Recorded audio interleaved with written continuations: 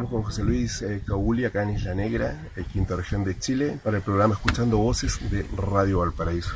¿Qué tal, José Luis? Hola, ¿qué tal, Alexis? Bueno, básicamente hablar un poco sobre el trabajo de la terapia que hiciéramos para nuestros auditores. Después de 30 años, José Luis, de trabajo terapéutico, ¿qué es la terapia de vidas pasadas hoy? ¿En qué ayuda a las personas? Bueno, te voy a decir la definición más sencilla.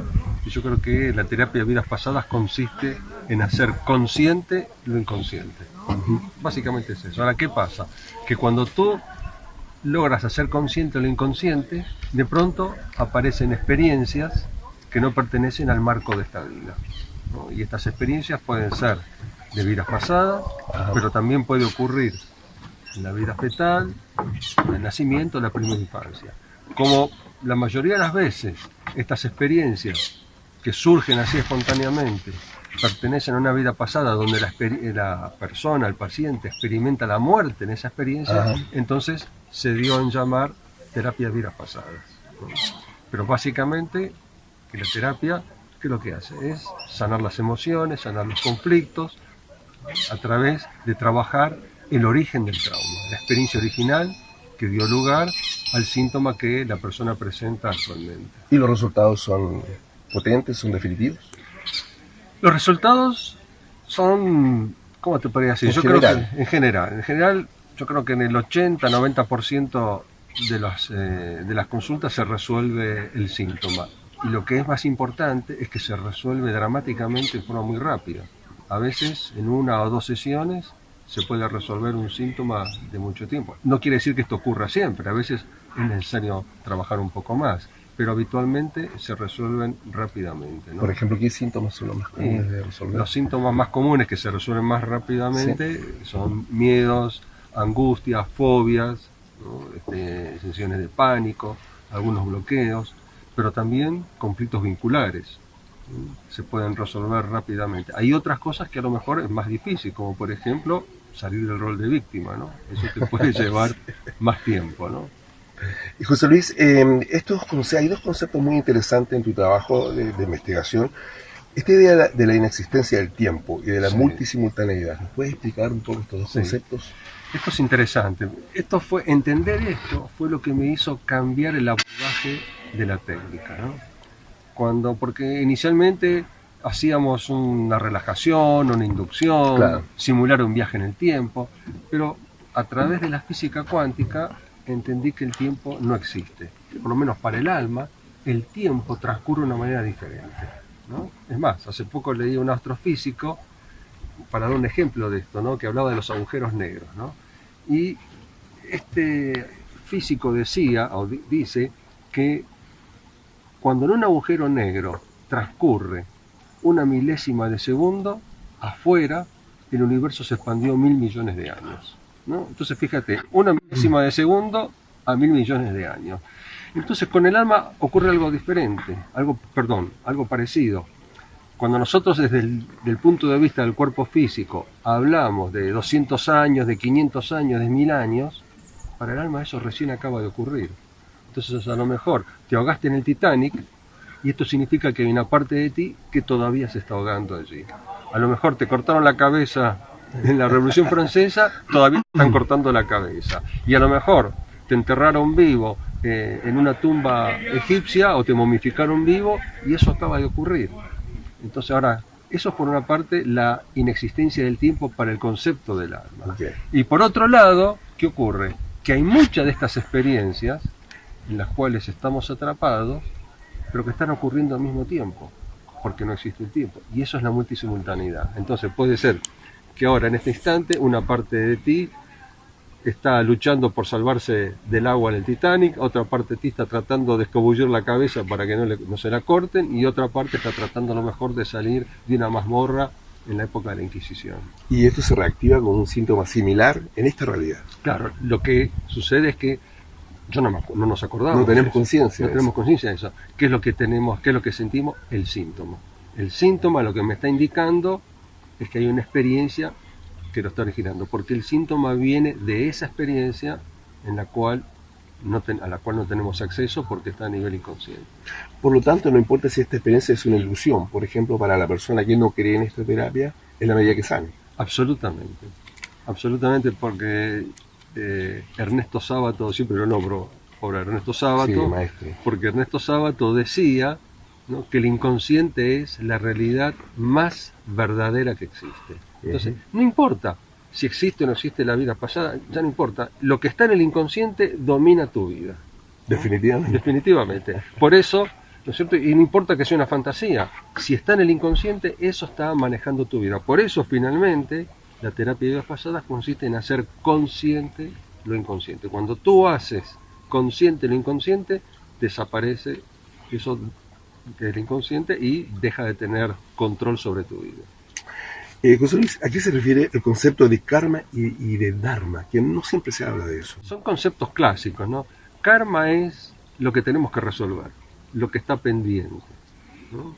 No es castigo, atención, sino es la ley de causa y de efecto, ¿no?, de vivir del otro lado del mostrador, ¿no? Lo que viviste de un lado ahora lo tienes que vivir del otro para entender lo que se siente, ¿no? El dharma es cuando ese karma se convierte en un aprendizaje, en una enseñanza. Ah, ok. Y esto aparece también, ¿no? La persona puede ser consciente del karma, por ejemplo, en una sesión. Bueno, a ver, no hablamos del karma. No. Aparece, pero no hace falta hablar del karma. Es decir, cuando tienes una persona que a lo mejor ha sufrido una infancia dura en esta vida, ¿no?, y cuando te vas al origen de esas experiencias de maltrato en esta vida, te aparece la persona en otra vida siendo ella el victimario, ahí entiendes que una cosa está relacionada con la otra. Eso es karma. Okay. Tienes que pasar por eso mismo para entender de que esto no se hace porque duele. Entiendo. Pasando a otro tema, José Luis, ¿qué piensas de las personas escépticas o los profesionales del mundo científico que ni siquiera entienden ni consideran una terapia metafísica o espiritual como esta? ¿Qué piensas tú? ¿Por qué están en ese grado, en ese nivel, en esa instancia? La verdad que no pienso nada, ¿no? Es natural que sea así, ¿no? Es natural que sea así porque, lógicamente, ¿qué pasa con la terapia de vidas pasadas? La terapia de vidas pasadas, hablando de la reencarnación, porque obviamente está implícito esto, Claro, produce un cambio de paradigma muy fuerte. Es una revolución que, a mi modo de ver, equivale a la revolución que produjo Copérnico en su momento, en claro. su momento, ¿no es cierto?, cuando dijo que la Tierra, que el Sol era el centro del universo y no la Tierra. Eso en ese momento fue un impacto tremendo. Nosotros no lo podemos entender ahora, pero fue terrible, ¿no?, porque cambió todas las creencias, la forma de vivir, ¿no?, la forma de ver. Entonces yo pienso que lo que básicamente ocurre hoy con las personas que son escépticas, ¿no es cierto?, es miedo Claro. al cambio de la creencia. Aceptar esto implica un cambio de actitud frente a la vida, un cambio de ver las cosas que es muy fuerte, ¿no? Ojo que el escepticismo también es válido, ¿no?, siempre y cuando, ¿no es cierto?, se base, ¿no es cierto?, en una forma correcta, ¿no es cierto?, para investigar. ¿Sí? A mí el desafío de los escépticos me obligó a profundizar, a estudiar más, ¿no es Fue un cierto? desafío. Fue un desafío, claro. Yo agradezco eso porque también están cumpliendo una función, ¿no?, estar atento a todo para no creerme todo lo que yo me creo, ¿no? Entre paréntesis se dice, la historia dice que Copérnico lo quisieron matar en su momento a Copérnico. Por esta, Bueno, no fue Copérnico, fue Galileo que Sí. tampoco lo mataron, al que mataron fue a Giordano Bruno. Sí. Pues que produjo. Copérnico zafó, ¿sabes por qué? Porque Copérnico fue muy astuto. Él lo presentó como una teoría, no como una verdad, ¿no? Y así fue como lo aceptaron. Muy bien, José Luis. Hay un tema también que a veces es difícil de explicar para la gente que no conoce esta terapia, que son el tema de las almas perdidas, los seres de luz, que a veces aparecen en las sesiones, ¿cierto?, de estos encuentros que hay con seres que están en el mundo invisible. ¿Qué nos puedes contar de esto? Bueno, el tema de las almas perdidas es un tema que yo sé que impacta a muchas personas, pero que es una cosa de todos los días, es muy frecuente. Básicamente, ¿de qué se trata? Se trata de seres, almas, personas que han fallecido, ¿sí?, y que de pronto su alma, por algún motivo, no puede ir a la luz. Como extravía el camino hacia la luz, se les dio en llamar almas perdidas. Ahora, en la práctica clínica, ¿qué ocurre? Que a veces el síntoma que trae el paciente no pertenece al paciente, pertenece a alguien que falleció. ¿Qué ocurre? Es muy extraño, ¿no es cierto?, de explicar esto, pero básicamente el psiquismo de una persona fallecida se mezcla a nivel subconsciente con el psiquismo de la persona viva.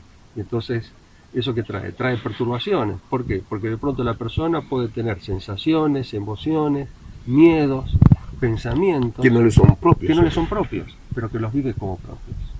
Entonces, para muchas personas esto es común porque las ven, inclusive hay algunas personas que te dicen que ven a alguien y lo moviéndose por la describen, calle, y lo describen, ¿no? Y otras personas los escuchan, siento una voz que me dice esto, que me dice que haga Claro. tal cosa, o te dicen siento algo dentro de mí que me hace hacer cosas que yo no quiero, ¿no?